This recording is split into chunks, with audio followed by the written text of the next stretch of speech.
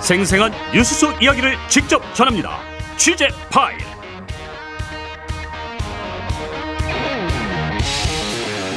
취재 파일 시간입니다. 맹현균 기자 나와 있습니다. 어서 오세요. 네, 안녕하세요.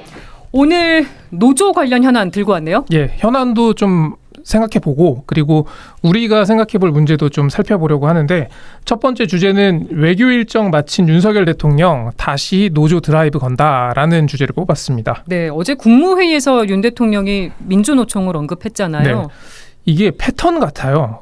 어떤 대통령이 순방을 다녀오면 국무회의를 그 바로 다 직후에 있는 국무회의를 모두 발언까지 생중계를 합니다. 그리고 어떤 성과나 소회 등을 대통령이 직접 이야기를 합니다. 어제도 이런 형태로 진행이 됐고, 그런데 그 G7 정상회의부터 한일 정상회담, 귀국하자마자 열렸던 한독 정상회담, 한 EU 정상회담까지 쭉 이야기를 해요. 네. 그러다가 뜬금없이 마지막쯤에 갑자기 지난주 서울 도심 교통이 민노총의 집회로 마비가 됐다라는 이야기를 합니다. 외교 성과 얘기하다가 그 말미에 그렇게 얘기를 한 겁니다. 예. 이 부분 한번 준비했거든요. 들어보겠습니다. 과거 정부가 불법 집회, 불법 시위에 대해서도 법 집행 발동을 사실상 포기한 결과 확성기 소음, 도로 점거 등 국민들께서 불편을 감내하기 어려운 수준에 이르고 있습니다. 우리 정부는 그 어떤 불법 행위도 이를 방치 외면하거나 용납하지 않을 것입니다. 윤 대통령은 이어서 경찰과 관계 공무원들에게 엄정한 법 집행을 하라, 이렇게 당부하기도 했습니다. 네, 용납하지 않을 것이다. 엄정하게 대응하라. 네. 굉장히 발언이 세 보여요. 네, 그런데 어제 있었던 대통령실의 일정을 보면요, 상당히 좀 대비가 됐어요. 그러니까 불법 노조 때려잡겠다 반면에 어제 저녁에 대통령실에서 치맥 파티가 열렸거든요. 예. 그러니까 중소기업인 대회를 열고 기업인들을 격려하는 자리였습니다. 중소기업인뿐만 아니라 9개 그룹 총수가 다 참여를 했고요.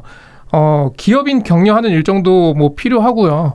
또 분위기도 굉장히 좋았다고 전해졌습니다. 예. 또 중소기업이 살아야 또 우리 경제가 더 활력을 띠게 되니까 이 일정 자체는 되게 긍정적이라고 볼 수 있는데, 그런데 대통령의 같은 날 발언을 보면은 마치 좀 편에 가르는 듯한 그런 인상이 들었습니다. 과하게 비유하자면 지금 가치 외교 중시하고 있잖아요. 예. 좀 진영을 가르는 느낌이죠. 친기업 정부다 하는 거를 좀 느낄 수 있는 어제의 그 하루 전체의 행사가 아니었나라는 생각이 들었습니다. 친기업, 반노조 이런 게 조금 맞습니다. 더 분명해 보였다는 거죠. 근데 일부 국민들이 노조의 과한 시위, 시위 과정에서 나오는 불법 점거, 과격한 행위 따갑게 보고 있는 건 또 사실이기도 합니다. 맞습니다. 실제로 집회에서 시민들의 좀 눈살을 찌푸리게 하는 행위들이 왕왕 벌어집니다. 그런데 그것과 집회 시위의 자유와는 또 별개인 거죠. 그렇죠. 그런데 국민의힘은 지금 심야 집회를 금지하고 또 경찰력 행사에 대한 면책 조항을 또 신설하겠다고 밝히지 않았습니까? 그러니까 밤에 하지 말고 경찰은 불법 행위가 있으면 엄단하라라는 겁니다. 네. 근데 우리는 과도한 경찰력의 폐해를 지금까지 많이 지켜봤었죠. 예를 들어서 고 백남기 농민 물대포 사건이 있었고요. 네. 또 미국 같은 경우에도 경찰의 과도한 진압이 어떤 인종차별과 좀 맞물려서 사회적 문제가 되기도 합니다. 그래서 인권의 문제까지 결부되어 있는 사안인데 이렇게 쉽게 정하기는 어렵다라는 거죠. 네. 그래서 불법 행위가 벌어지면, 집회 중에 불법 행위가 벌어지면 그대로 그냥 처벌하면 되는 건데, 이 불법 행위를 강하게 진압하면서 그렇기 때문에 이 집회 자체가 불법이야 라고 하는 거는, 이렇게 규정하는 거는 표현의 자유 침해의 소지가 있다는 것이죠. 네. 예. 근데 이제 대통령이 외교 성과를 강조하다가 예. 이 노조 얘기를 하는 게 약간 지지율을 의식한 거 아니냐는 얘기도 있어요. 맞습니다. 지금 지지율이 좀 상승 국면에 있죠. 그리고 시기를 좀 돌려보면은 윤석열 대통령이 좀 가장 지지율로 재미를 봤던 게 화물연대 파업, 그 문제를 해결했던 거였습니다. 강경하게 대응했을 때였죠. 맞습니다. 그래서 지금 긍정평가하는 사람들의 이유를 보면은 결단력 있다라는 것도 그 맥락이거든요. 그래서 그런데 어떤 전 정부를 탓하고 그리고 노조 때리기를 해서 지지층을 결집하려는 의도라고 봐야 하는 측면이 있고, 하지만 이 방식은 국민 통합의 방식이 아니다. 지지층에게 공공의 적을 좀 규정시켜서 지지층의 결집을 시도하는 것은 국민 통합에는 오히려 저해한다라는 지적이 나오는 겁니다. 네.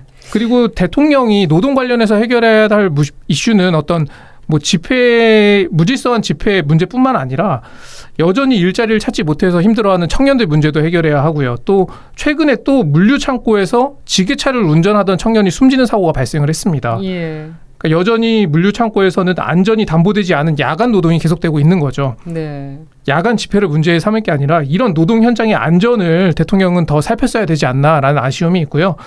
그리고 이 문제에 대해서는 왜 대통령이 엄정한 법 집행을 강조하지 않는 건지 그렇기 때문에 노조 입장에서는 이건 노조 때리기일 뿐이다라고 더 반발을 하고 있는 모습으로 보여집니다. 그리고 네. 심지어 국가인권위원회가 건폭이란 표현 대통령이 네. 만든 신조어였죠. 맞습니다. 그 표현이 혐오 표현인지 여부를 좀 조사할 것으로 보여요. 특정 집단에 대한 적대감을 드러내는 표현이다라는 지적이 나왔거든요. 이것도 예. 비슷한 맥락으로 볼 수 있을 것 같습니다. 그리고 시국선언 관련해서도 짚어보려고 하는 거네요. 네, 요즘 포털에 가장 좀 많이 뜨는 뉴스 중에 하나가 바로 시국선언이란 단어입니다.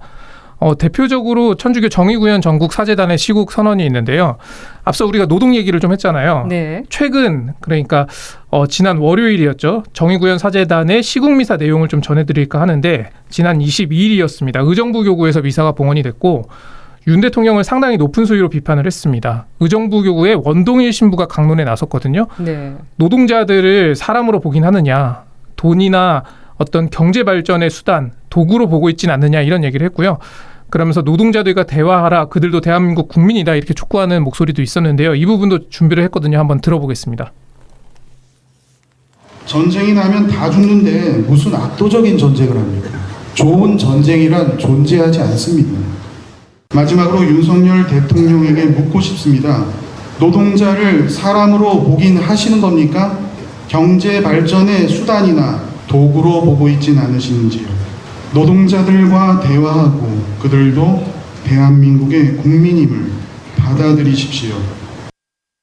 그리고 또 미사에는 최근 세상을 떠난 고 양회동 씨의 친형인 양회선 씨가 발언에 나서기도 했습니다. 네. 여기서 전한 말이 이제 동생과 마지막 통화에서 구속영장 실질 심사를 앞두고 사제들에게 좀 탄원서를 받는 그런 방안을 논의했다고 해요. 천주교 그래서 신자이셨더라고요. 맞습니다. 미카엘이라는 세례명을 갖고 있죠. 그런데 신부님들께 피해가 갈 수 있으니 결국 받지 않기로 했다. 그리고 그 통화가 동생과의 마지막 통화였다라고 이런 이야기를 전했습니다. 제가 오늘 통화를 해봤는데 여전히 동생 생각에 좀 감정이 많이 격해진 모습을 볼 수가 있었습니다. 네, 정의구현 사제단 소식 전해드렸는데 지금 뭐 각계각층에서 시국선언이 나오고 있어요. 맞습니다. 종교인뿐 아니라 뭐 교수, 학생, 시민단체까지 뭐 시국선언을 하고 있는데 한국 근현대의 역사를 보면은 시국선언이 굉장히 많았잖아요. 네. 뭐 유명한 거로는 뭐 김수환 추기경이 그 광주 5.18 민주화 운동 때 명동성당에서 시국 담화를 내기도 했었고요. 예. 그런데 이 시국선언이 최근 1년 사이에 굉장히 많이 등장을 하고 있습니다. 제가 요거를 좀 다 조사를 해보려고 했는데 지금 취임 1년이 조금 넘었잖아요. 네. 그러니까 시국선언이 왜 이렇게 많이 나오나 이런 의문이 있었는데 이미 조사한 결과가 있더라고요. 시민언론 민들레가 지난 1년치를 다 조사를 했는데 2022년 5월 10일부터 2023년 5월 10일까지의 내용이고요. 네. 네이버라는 포털에서 시국선언으로 검색한 기사 2,245건을 다 조사한 결과입니다. 그 내용을 제가 공유를 받았는데 예. 올해 5월 10일까지 모두 105건의 시국선언이 있었습니다. 그러니까 2주 정도 지금 더 지났으니까 지금은 더 있겠죠. 거의 사흘에 한 번씩 나온 시기고요. 그러니까 이것도 비상시국회의기구가 출범했다, 뭐 국회에서 긴급 기자회견이 열렸다 이런 건 빼고 오로지 시국선언만 으로만 조사한 것이라서 이런 유사한 목소리는 오히려 더 있었다라고도 볼 수 있습니다. 네. 지금 교수들의 시국선언도 계속되고 있는 것 같아요. 맞습니다. 비중이 꽤 큽니다. 대학에서 나온 시국선언이 34건이나 되니까요. 그중에 교수 연구자의 시국선언이 28건이었습니다. 그러니까 이 패턴을 좀 보면은 이태원 참사를 계기로 굉장히 시국선언이 시작이 됐고요. 그 다음에 한일 강제동원 해법 그 정부안이 발표가 된 이후로 또 시국선언이 급격하게 느는 모습을 볼 수가 있었습니다. 네, 시국선언 의미 어떻게 봐야 될까요? 정치학자들과 좀 통화를 해봤는데 기본적으로 정치의 본질은 우리 편을 만드는 것이다라는 이야기도 하더라고요. 그러니까 민주주의 사회에서 나와 다른 생각을 가진 사람들을 이해시키고 비록 그 과정이 좀 오래 걸리더라도 그런 절차를 밟아 나가는 게 민주 정치다라는 건데요. 네. 그런데 이런 시국 선언이 지금 난무한다는 거는 현 정부의 움직임을 마땅치 않게 보는 시각이 많다라는 뜻이기도 합니다. 다만 시국 선언의 형태가 거기에서 나오는 발언들이 좀 다소 격할 수는 있겠지만 결국 권력자는 그들의 이야기를 들어야 한다. 또 윤석열 정부가 추진하고 있는 각종 개혁 과제들 이런 것들도 우리 사회에 분명히 필요한 게 있을 수가 있는데 하지만 국민을 설득하지 않고 일방적으로 추진하는 거는 결국에는 개혁 동력 측면에서도 지속 가능한 해법이 아니다. 이런 이야기도 전해줬습니다. 네. 앞서 그 원동일 신부가 어제 그 월요일 시국 미사에서 이런 얘기도 했어요. 정치는 전쟁이 아니다. 한쪽 편이 죽어야 끝내는 전쟁이 아니다. 오히려 스포츠에 가깝다. 공정과 상식의 룰을 가지고 선의의 경쟁을 하는 그런 것이다. 요 말로 마무리하면 어떨까 싶습니다. 네, 정부가 좀 귀담아 들었으면 좋을 것 같습니다. 네, 잘 들었습니다. 명현균 기자 수고했습니다. 네, 고맙습니다.